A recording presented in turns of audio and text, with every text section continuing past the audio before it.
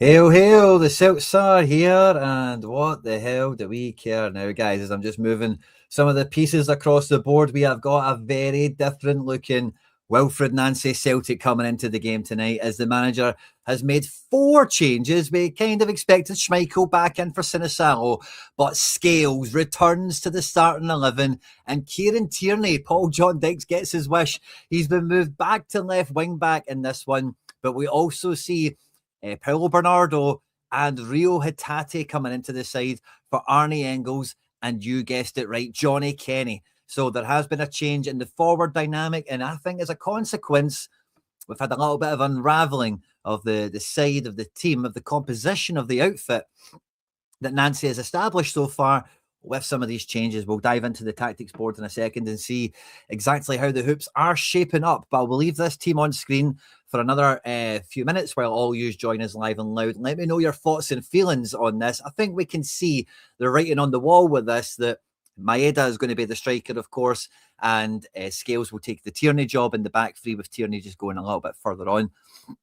But I think this is actually going to be really interesting because it kind of deconstructs the Maeda-McKeown dynamic of swapping sides, coming wide and inside on one side of the pitch, because I don't suspect Tierney and Hatate are going to be doing that too much.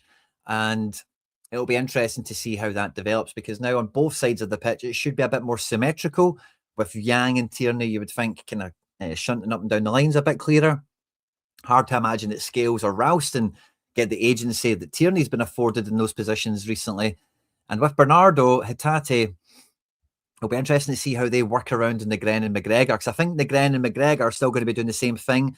But between Hatate and Bernardo, left and right of that, it'll be interesting to see how it all mixes up in and around it.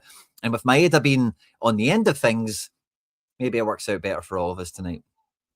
Good to see you all here live and loud. Smash the like button, support the channel, hit the hype, and help grow the CeltsAreHere. We have just broke through 16,000 subscribers, and we are charging towards 18,888. We cannot do that without your support. After the show's been live, the comment section will open up, and that is the place on the internet to leave your receipts. Let us know what your score predictions are, your man of the match shouts, where you think it's going to go, right or wrong, perhaps, depend on your viewpoint. And yeah, it feels like Johnny Kenny maybe missed his chance. I do think there's a little bit of this that is the manager playing with the team a little bit more. We've seen him start Sinisalo in the same kind of way, of course. And I think this is a little bit of a tune-up for the Rangers match, which is this weekend as well. Of course, it can easily be forgotten. As well as trying to get different solutions into the team. Can Hatate, Negren and Maeda be a more prolific operating front end of the team versus Negren, Maeda and Kenny, for example? Now, on paper, it sounds like a stupid question, but Hatate might not gel in some of this. You know, we've not seen him play with Negren. It's been him or Negren so far under Nancy. And with no McKeown, that left-sided dynamic will be very different in this game. So it will be interesting to see how the team is deployed. I can imagine Hatate is kind of going to be up front. Right, let's get to the tactics board in a second. So I've got a few things I want to talk to you about and have a bit of fun pre-match with you. Again, I'll talk about my score prediction for the game and how I see it running. We might even have a wee look at a wee fantasy football team or two while we're here as well. But if we have a look at the tactics board, I've not got the Motherwell team. I'm not going to go hunt it down. The only thing is I don't know if Welsh can play. I think he can. The rest of the team probably is very similar to this. We'll see what it is in a minute. But this is the way I think you would expect it to line up. Hatate very normally on the left-hand side of the team for us anyway. So this will be a position that he's relatively comfortable and familiar with. But Bernardo does see himself as an attacking midfielder. And it's actually one of you guys in the comment section had pointed this out, that feels like Negren and the way Engels had been playing kind of moved this Nancy box into a bit more of a diamond. And I think you are going to get this from Bernardo at times where you will see he'll advance like Engels does. Again, Engels, over the last 10 matches or something, has had chances from open play. He's crashing into the box and getting his head on things or getting a shot off. Very few of them have hit the back of the net. But Bernardo can, you would imagine, live that life that Bernardo's done and maybe kind of get his Celtic season up and running, maybe revamp his career. Maybe it's just building a highlight package or whatever. But I think it will be interesting to see how Hatate and Bernardo work in and around this, because with no Dyson in here and no McKeown, I still expect Tierney to be really high and to be really influential, almost as the the quasi playmaker. And I think just from what we've seen from Scales over the time he's been at Celtic, he's not going to be shy. He's going to be quite happy to be up in and around this area and give Tierney a real license and a real long leash to get high and wide up in the pitch here. And see if Tierney can play essentially similarly to the way we have Yang, who Yang is very high and wide when we're building up from the back. It could be OP. It could work out really well. It is going to ask for a lot of cover work from the likes of Hatate or Bernardo, depending on who's on the side of the pitch, as well as McGregor, of course. But I think this might work out a bit better. Does this improve the Ralston-Yang dynamic from the last game? I don't think it really has much of a bearing on it, but I did say in the aftermath of that game, Nancy being a coachy coach, I could totally see him seeing the teething problems of Ralston-Yang against Livingston, and rather than throwing it in the bin, give it like, okay, prove in this match that you've learned and we don't get that crap again, and I get from you two as a pair what I'm after, because he's clearly decided in this game he's going to toy with something else for now, and this might be a solution that we try and cure derby match, post-derby match, whatever. But he's trying to figure out this Johnny Kenny non-striker, non-finisher problem. Dyson Maeda has been the shout from everyone. But as I was thinking here before we came on, wouldn't it be really interesting if it was Negren that was really allowed up here? We still had Dyson on this row here, where he's still doing the same job. And it might be hard to imagine Tierney do see at pre-match what McKeown's done. But I wouldn't be surprised if the manager kept like this element of the team working, because again, Tierney's kind of on song with how this has been. Scales has been involved in enough minutes where it's easy to imagine through training and whatnot, he'll be well versed on the role. And I do find it surprising that he's done the Tierney thing, because it does feel like he'd spent time in games and weeks in training on building one segment of the team and moving around the team, where the left-hand side with Tierney, McKeown and Dyson got up and running. We've now just had kind of Negren get up and running with Engels, I would say, and around the rest of it with Yang.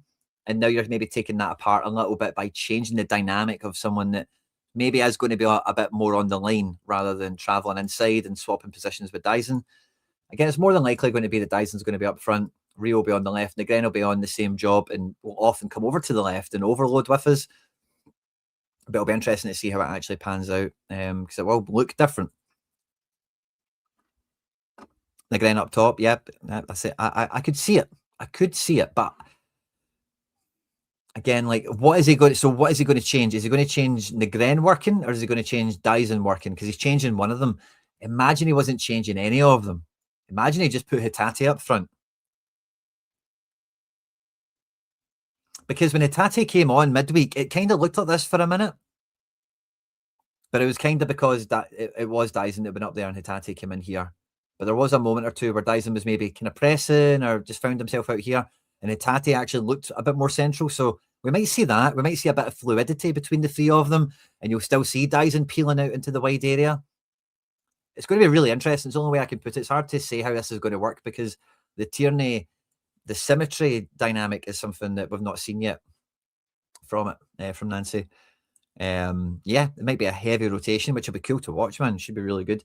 Defensively, do you expect Bernardo to do better than Engels? Not by any great margin, I don't think.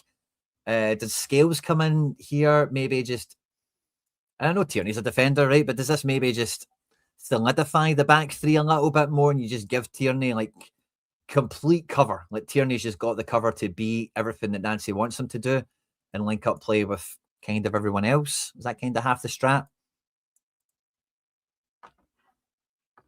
It'll be interesting, man. I'm really looking forward to it. As for the bench, let's double back a second. On the bench, we have Simpson Pussy, we have McKeown, we have Shin and Kenny. Interesting. Engels, Murray, Forrest, Donovan. So McKeown's going to feature in the game, no question about it. I think Engels is going to come off the bench also. We only made 2 free subs in the last game. Donovan was one of them as well. What do these guys need to get minutes? And again, Motherwell's a tough opponent. I don't think there'll be easy minutes in this one. It does feel like that, Red Tim, doesn't it? It feels like he's giving guys a chance. If you can fit, this is how you will fit. And this might be something for Bernardo and or Hatate. One of them, both of them. Don't know, it's hard to say. Love it. Love it. Now, I think we look really good to, very kind words here, by the way, Alf Mancini. Mancini, thank you. Thank you. Too kind. Prego, prego.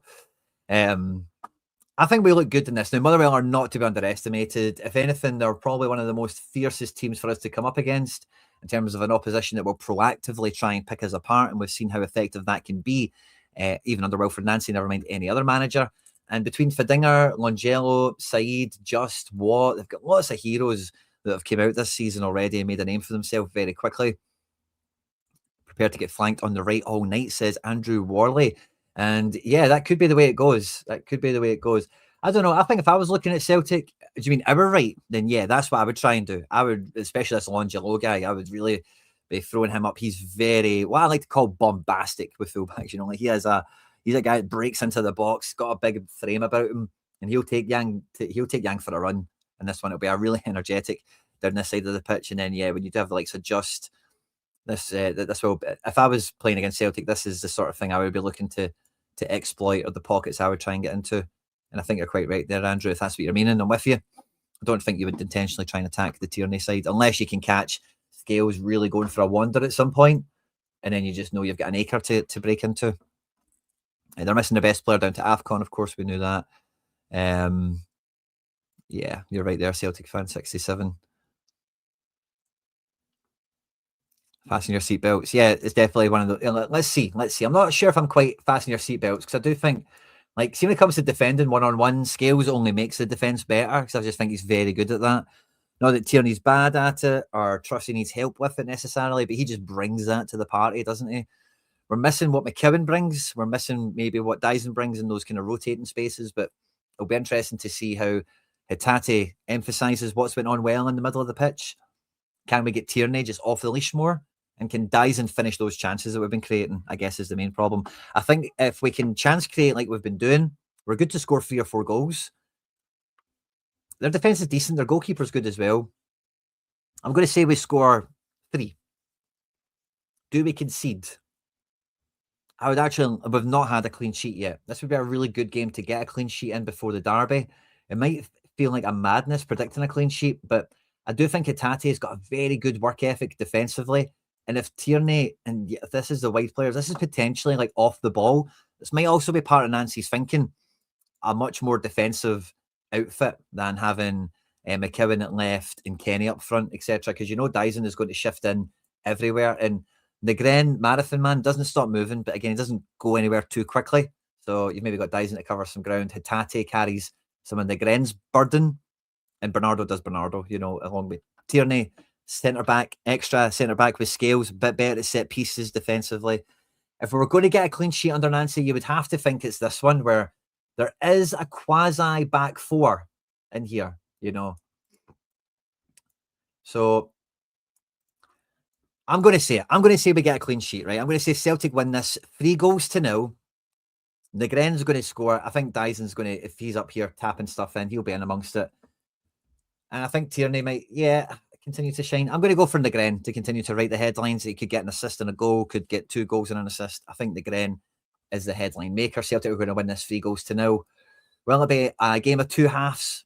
I'm not sure. I think the bench, having the likes of Engels, McKibben, and Donovan coming off the bench is maybe amongst the strongest bench options Nancy's had. So it could be a game of 2 halves. We might need it to be if Motherwell do, if Celtic do concede, especially if it's first. Oh, I really don't know if I'm in for one of those nights. I don't know if I'm up for it, to be honest with you. We'll see how it goes.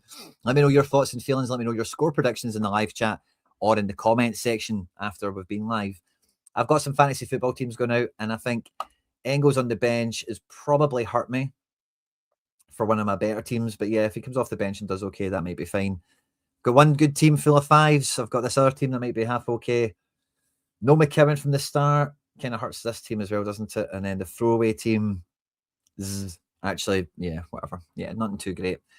Cross our fingers and toes. We'll fasten our seatbelts and hopefully win some cash tonight as well. Get some goals flying and all that good stuff. We'll have a match breakdown on the channel tomorrow. We'll have our latest collaboration on the channel probably go out on Friday, and then we're into Derby weekend mode. There's tons of content coming out at you. And I think throughout December, guys, as of tomorrow, we will have done daily content every day of December. The growth we've had, the support we've had on the channel has been phenomenal. Thanks each and every one of you. I hope you had a great Christmas. Thanks again for tuning into this one. I'll see you tomorrow for the breakdown. Get your score predictions, your man of the match shouts in the comments section of the video, which will open up shortly. If you're going to the game, travel safe, have fun, stay out of trouble. Hail, hail, and moan the hoops.